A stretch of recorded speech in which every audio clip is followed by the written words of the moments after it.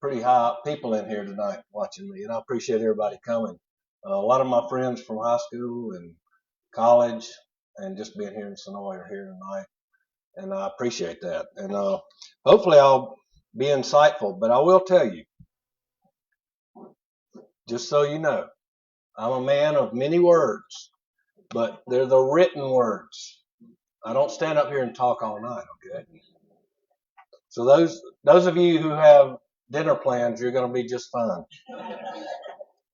I wanted to start off by just telling you a little bit about how I got in the newspaper business, and it started when I was in elementary school.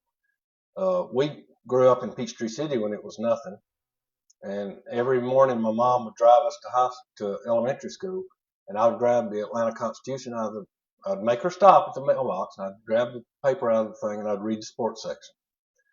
And really, that's what got me into the newspaper business. I would read every sports story in that newspaper that morning, from Jesse Outler, Furman Bisher, and I'm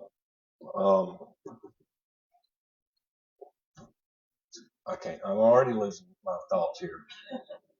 That guy from Moreland, y'all know who he is? Louis Grisard, yeah. So, and because of my being in journalism, I got to meet all three of them in my lifetime, and that was pretty cool. So I wanted to tell you a little bit about. I started there, and then when I went to East Coweta, we moved to Sharpsburg in 1978. I started as a freshman, and Tim Van Egmon's here, and Brandon. We all went to high school together. Robin Reese Ray, and they came over the intercom one morning and said, "We're having an organizational meeting for Pub Lab." And I said, "Well, what in the hell is that?" Well, I didn't say what in the hell. I said, "What is that?" And I was later told that no, it's not a lab where you go sit around and drink pub. So it was a publication lab. So I got on the newspaper staff for the Smoke Signals and worked on it for 4 years. And Brandon, your sister Shannon, was on it with me. She was, I think, when I was a senior, she was a freshman. But we had so many good teachers in journalism at East Coweta at the time that by the time I got my buddy Joe Callahan and I went to West Georgia College, we immediately went on the newspaper staff, and we knew so much more than everybody else on the staff because of what we got at East Coweta, and I'm really proud of that. We won 2 state championships my junior and senior year in journalism, and that was not just newspaper, that was yearbook, literary magazine, radio show.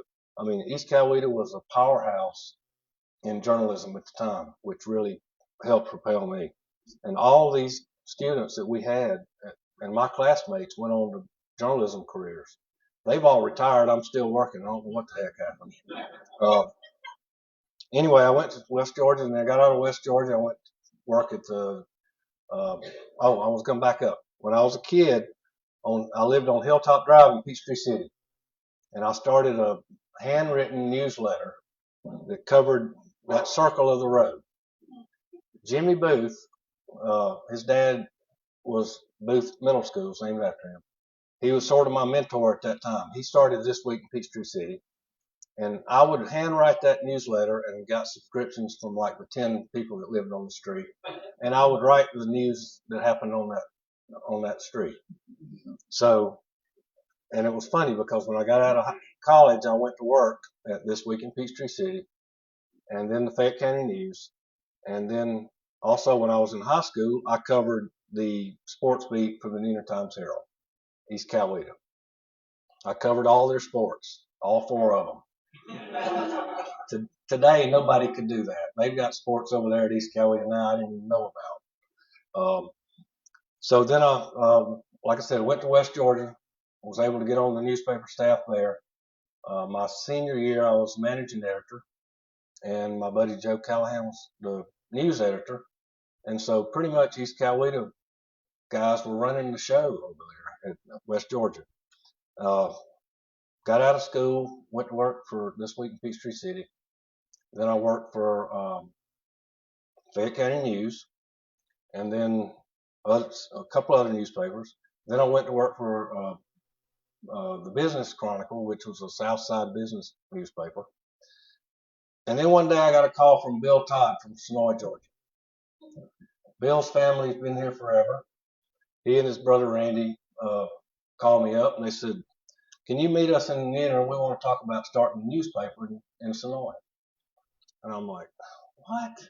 I mean, Senoia wasn't. This was 1995. It was not what it is now. So we got together and Bill said, "Look, I'm tired of the Neenah Times Herald ignoring us."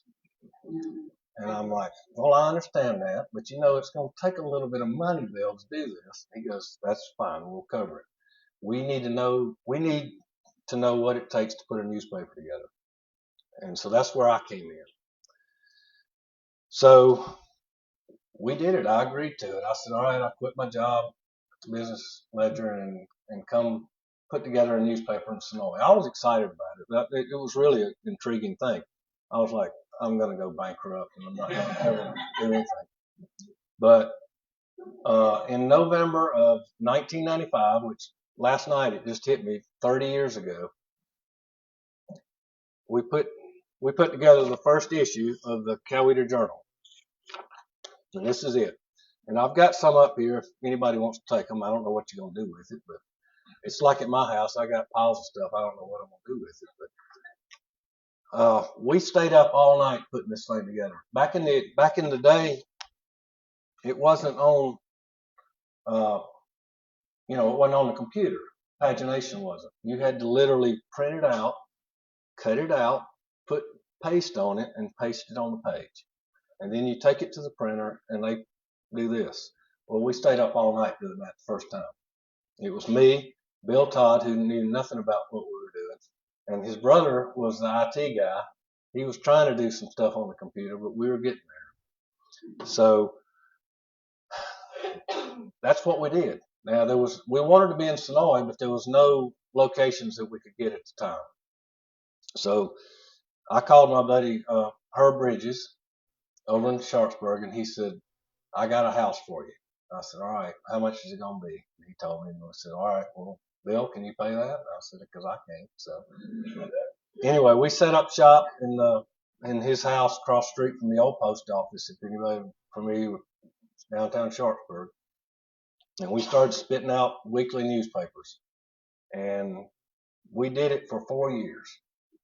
But when we were able to move to Senoia, we moved to Senoia in, when did we move to Senoia? I think 2 years later, we moved to Senoia. We were in the old building down here next to the post office where Pollard's is now. And that little building right there. So we worked out there for several years. We had my dad owned the building where the old post office was, which my grandfather built. And that was where the post office was. And then it was the library. And so the library was moving to the new place. So my dad said, "All right, we'll fix this building up for you and y'all can move there." So we did that. So we got up on Main Street and we operated there for several years. And then the toll started. I mean, I had a great time with it. It was so fun. It was so fun doing stories on local stuff in Senoia, where I grew up, albeit at my grandmother's house. And we had a great time. And then when you do a local newspaper, you've got a problem because you've got the good side and you got the bad side. When your buddy gets locked up for doing something down the road and you have to report about it, that's not fun. So I have to say that didn't happen a whole lot, but it happened a few times. And then I had city council that didn't like some of the things I was reporting. There was one instance where I didn't hardly ever leave town because I was scared to, because I was the only one that could keep the ship going. But when I did leave town at a city council meeting, I was actually on a cruise, and a city council meeting, one of my reporters questioned some purchases of police cars that had not been done correctly. And Diane, you might remember all this. I don't know. And so one of the city councilmen calls my dad and says, "Where in the hell is your son? I need to talk to him. His reporter's up here giving us hell." And my dad said, "Well, he's on Trip, I'm not giving you his phone number. So it was stuff like that. But like I said, we didn't have a whole lot of that. It was more of a feel good. We tried to make things fun like they were in Senoia. And you got to remember back then, I mean, 30 years ago, it was a lot different. But so I brought some, in addition to the old papers, the first edition, I brought our old sign. I pulled this out of my barn this week. This was the old sign. If you notice, when we moved from Main Street, Sharpsburg, to Main Street, Senoia, we just painted out the address because we didn't have money to buy a new sign. So I said, well, why do that? Let's just cover that up. We'll put it in Senoia. And then this was an old sign that it barely made it here tonight. It's already crumbling. We put the local stores were so good to us, letting us sell our paper for 35 cents or whatever it was. But in addition to what I brought from the first edition, I picked out some stuff that sort of I want to show you guys and sort of run you through what we went through every week. It was a weekly newspaper, so on Tuesday and Wednesday it was pretty crazy. And Diane, you're gonna love this first headline I got. There's some other headlines I didn't bring there, but look, Trammell, Cleveland, Hannah win in Senoia. All right, so that was the win. And that was also same page Petty Dukes on there because she was here for the Christmas memory, and it was filmed here in Senoia and Sharpsburg. And Robin's mom helped them with dialect, right? Helped them talk South, talk about y'all, because they were bringing people in from L.A. and New York, and they didn't know how to talk like we do down here. But the show was in the South.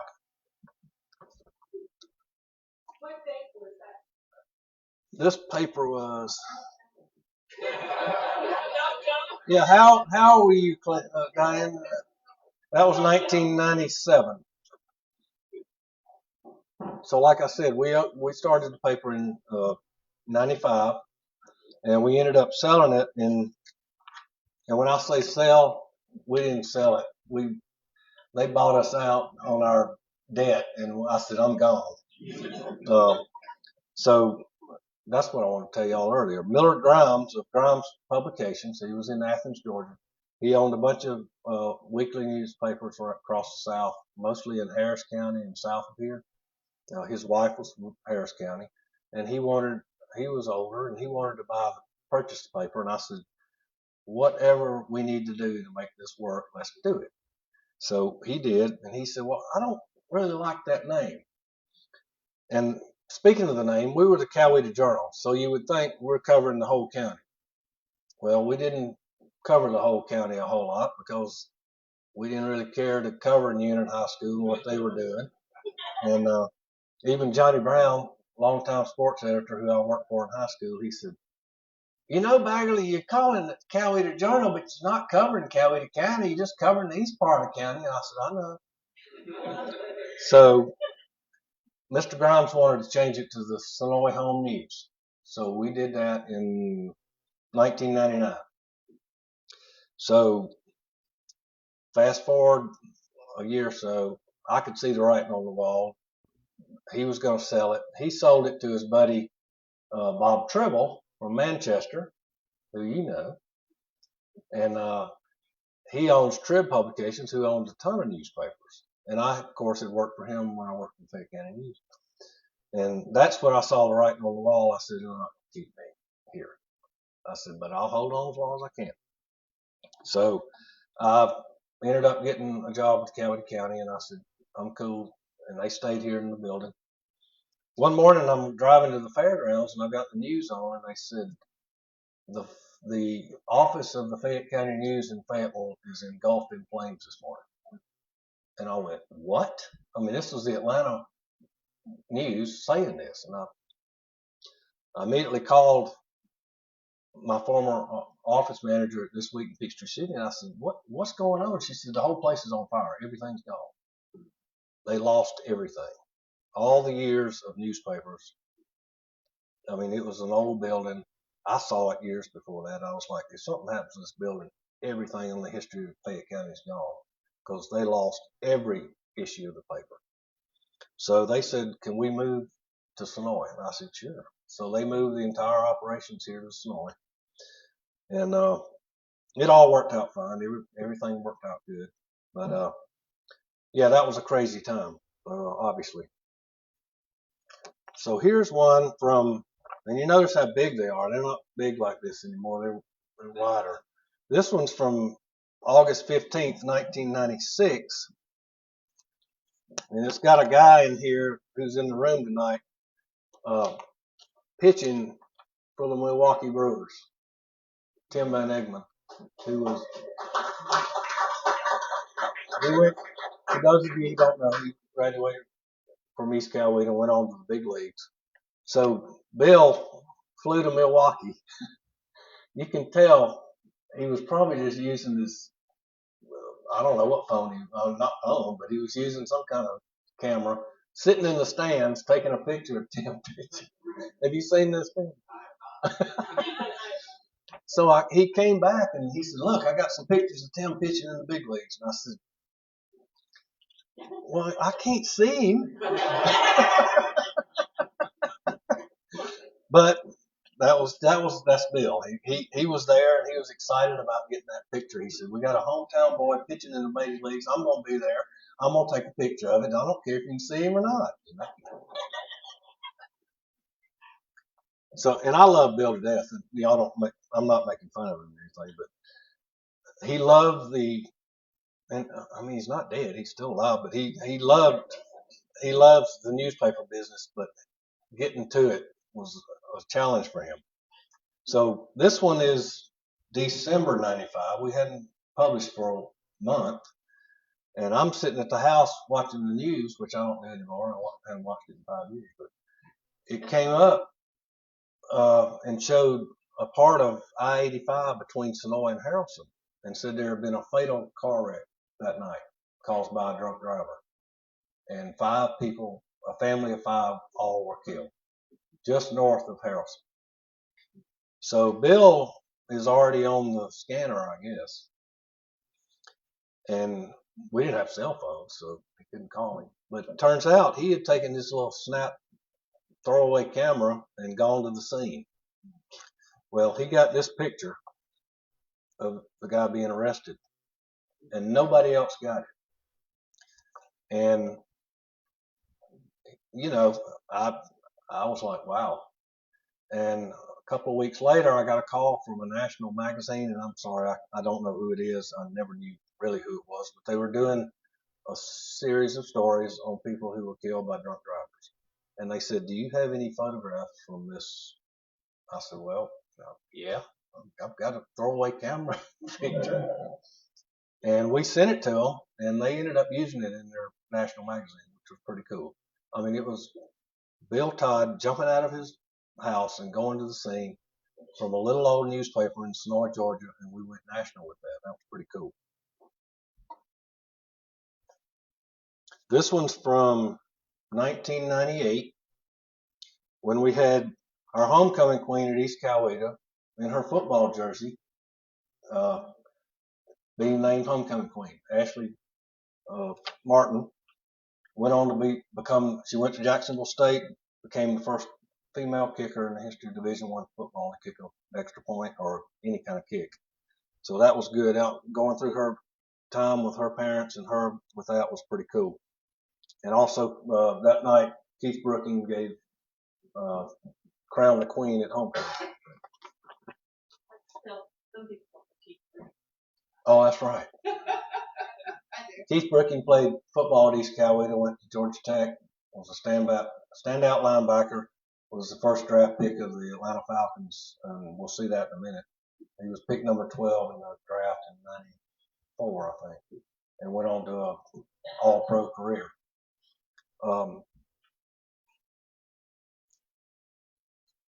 And I will say that we were a little tainted in our ownership of the newspaper. We were way far on the sports side rather than the political side, which Diane liked that. We didn't pay much attention to her when she was in the mayor.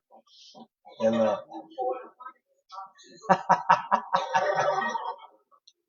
so This one is April the 23rd, 1998, and Keith was projected to be a first round draft pick, and had a big thing out of his. He didn't want to go to New York. He was invited, but he wanted to stay in Senoia and stay with the family. So we were invited out to be with him, and I was able to snap. Well, we were standing there, and he got a phone call, and it was Dan Reeves, the head coach of the Atlanta Falcons, and they said Keith, we're fixing to select you number 12 in this draft. And he started crying, and then so here's a picture that I was able to take when they announced it on TV, and the whole family went crazy. So that was a fun day. So I go back and say that those kind of events are really great, sports wise, movie wise, whatever we did here in Senoia. It was really great to be a part of those occasions.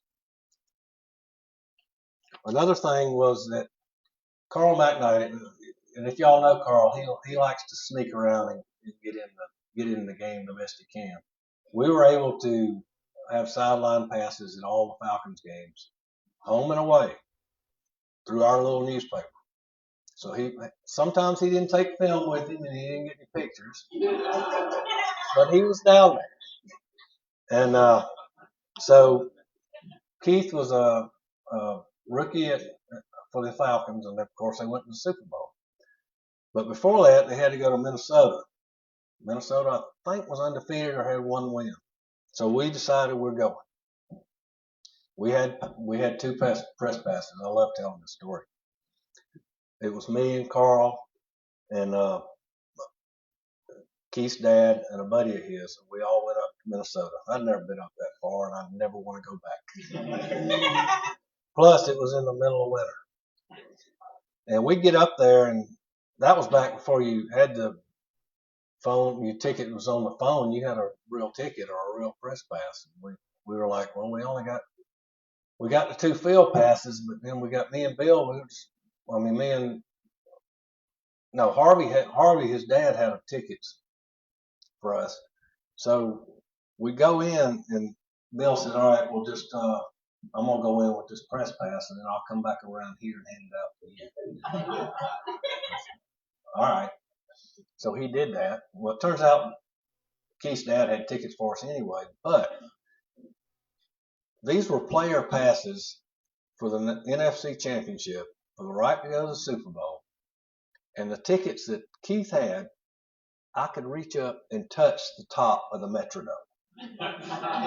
We were in the end zone on the top level, and I swear we could touch the top.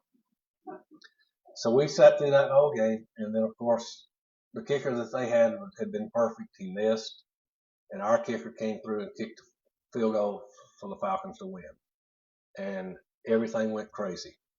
And I'm standing up there with Harvey Brooking going, oh my God, we're going to Super Bowl. And there was a Minnesota fan next to us, and he said, hey guys, I'm just going to tell you, you might need to stay up here for a little while. He said, these people have nothing else all year long except Minnesota football, and y'all just took it from them. And I went, I understand. So we hung around a little while, and this was us. Somebody took a picture of us coming out. This was with Keith after the game, so they were headed to the Super Bowl, which was pretty cool. They all went to the Super Bowl. I didn't get to go. I had to come back and put out another newspaper. So this one is from 2001, and this is talking about Boy Scout history. Al, this is your mom presenting Boy Scout uniforms to the Boy Scout unit. So, stuff like that. It's pretty cool. And then, of course, there was the Olympics. We were so lucky to be here during that because it was 1996, obviously. And we did several stories, leading up to that. And then we had the famous Run, Alice, Run, which there's a frame of it up front. That was a fun time. We were able to cover the Olympics, and Actually, that was the week of the Olympics. I decided, all right, I'm going to have to leave for a week. Y'all going to do this by yourself. So I worked with the over at Atlantic Beach with the beach volleyball, and I worked with the media over there. So, and everybody said, "Oh, well, yeah, of course you go over there where all these girls from Brazil are in bikinis." You know? Yeah, it was a good week for me. I had a good time. So, in addition to doing the newspaper every week, we would do weekly. We had several uh, special editions that we would do within the newspaper, and one of them was we would cover all the East Coweta sports. We would highlight the seasons coming up, fall, spring, and yeah, pretty much fall and spring. And they were real good money makers for us because the advertisers in the area, they didn't have a lot of money, but they would support us with something like this because it didn't cost them a lot of money. And the school was, the kids at school got good recognition on that. And of course, I think a lot of you know I'm not Georgia Tech allegiance, but I was always wherever Brookings was when there was a Georgia Tech day. And I would take well, Hayden used to go all the time. And, but anyway, that was, I, fi- I figured, if I'm taking a hit, getting paid, I might as well do that. Right? So, and we would also do a graduation section for East Coweta every time and do all the superlatives on that. And this was when Chief Thomas was installed as the police chief. He and I knew each other from Peachtree City when he worked for the Peachtree City Police Department. And that's another thing I was going to say. Being in the newspaper business, you get to do so much. You get to meet so many people. And I've been fortunate enough in pretty much Fayette, Carroll, and Coweta counties working for newspapers, being able to meet so many cool people. And I still run into people all the time that I knew 20 years ago. And I always say, where's the time gone? So I found this one. It was pretty interesting. I forgot about it. This was December '97, and Senoia had a "Why Go Anywhere Else," and it listed all the businesses in town. And that was a lot for then. I looked at it and went, "Wow!" But so anyway, this was the Senoia Area Business Association put this out, and they inserted it in the paper. And then, of course, when you have a season go well, like the East Coweta girls basketball team went to the state championship game, that's only happened one time, and that happened to be in March of 1998. So we did a special section on that, and unfortunately they lost. Coach Paula Jones was the coach, and unfortunately she passed away this past year, and so that was a good time covering that. And then we did a bridal guide where we highlighted different stuff for bridals. Like I said, the special sections were a good thing to keep us going. Um, and that's pretty much all I have. Do y'all have any questions or anything you want to ask about what we did?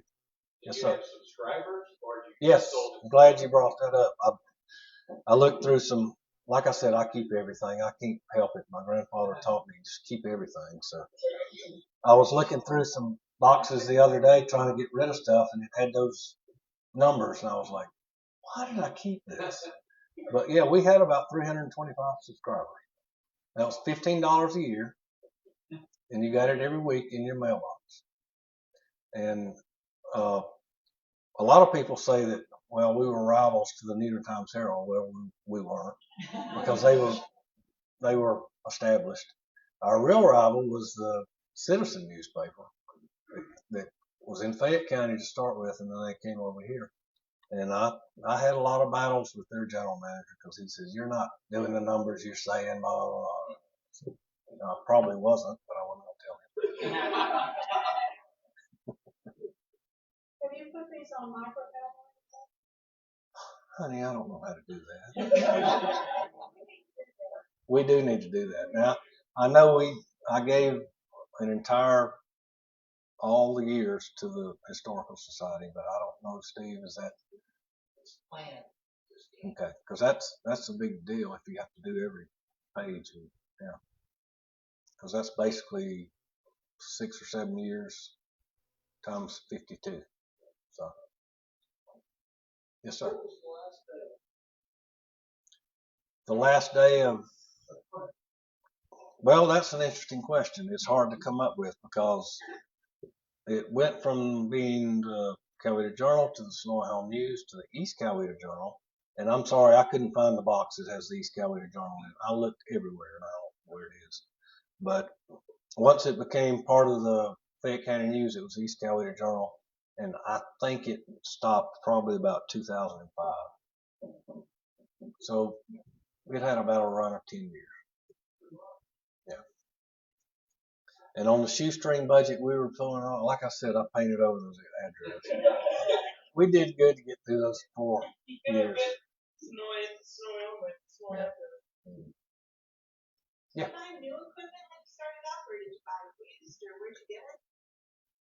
Randy Todd was our IT guy, and yes, he brought in the computer equipment, which was very antiquated, and so yeah, it was all new. We started from scratch. We were in an old house, but the stuff inside was new. And that was another thing I was going to say. We used a lot of EC students, EC journalism students that I knew. One of them was Todd White. He went to East Coweta. I think he was a senior when we started, and he ended up going to Georgia Tech, and he got press passes there, so he would send me pictures of Brookings playing every week. And then after that, we used a lot of students, a lot of EC students came, and they loved working for me because I wasn't very strict, and I just, as long as we got the job done. So yeah, we were lucky with that. We started off, where did we start off? We started off in Carrollton. The Carrollton newspaper printed us. Then we moved to Griffin, because Griffin Daily News. And then we ended up in Manchester. And Trib Publications did our printing they did the majority of it, because we changed several times the first few years. And I know I've talked about my years here, but according to newspaper stories, Senoia back in the day was the newspaper capital of Coweta County. It had a lot of big newspapers going on here. The Enterprise Gazette, if you go online, you can look at it, and they were in the old building where Senoia Beer Company is. So, yes, ma'am.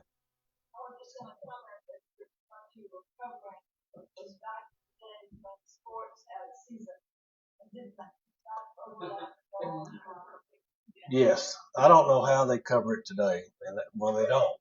Well, I mean, back in the day, you played baseball, you played football, and basketball. That was it. But how many sports did you play?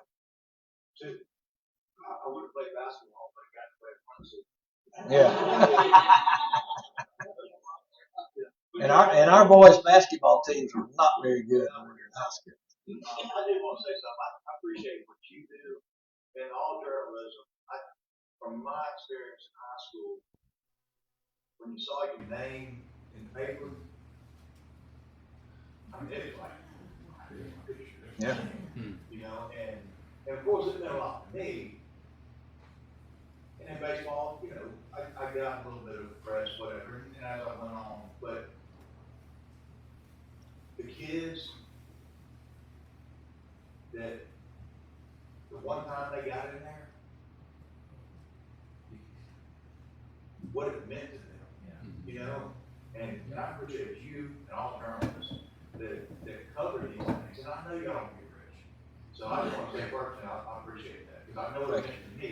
I can only imagine what it meant to so many other kids that didn't see a picture in paper. Yeah. And that's special. So thank you. Thank you, Tim. And Johnny Brown used to tell me that all the time. He said it's very important that we mention these kids and what they're doing, because it means so much to them. And we tried to do that. throughout the time that we had the newspaper, good or bad.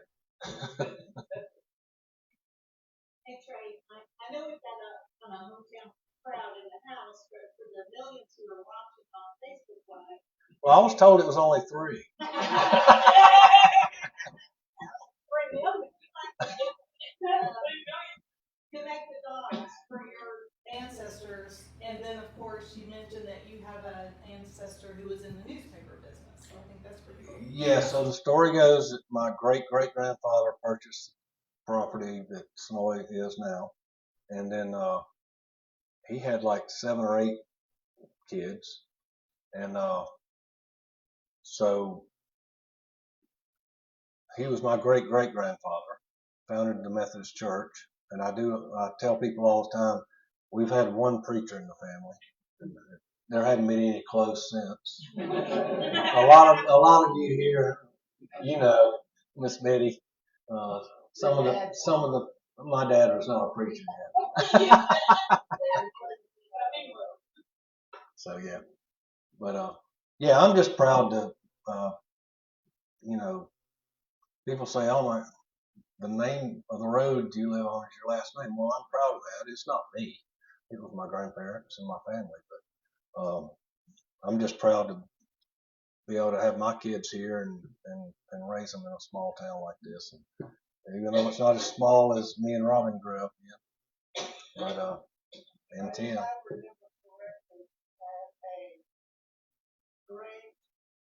Great aunt that was one road. When I did your Was that Alice Baggarly Falls? I think so. Yeah. Yeah.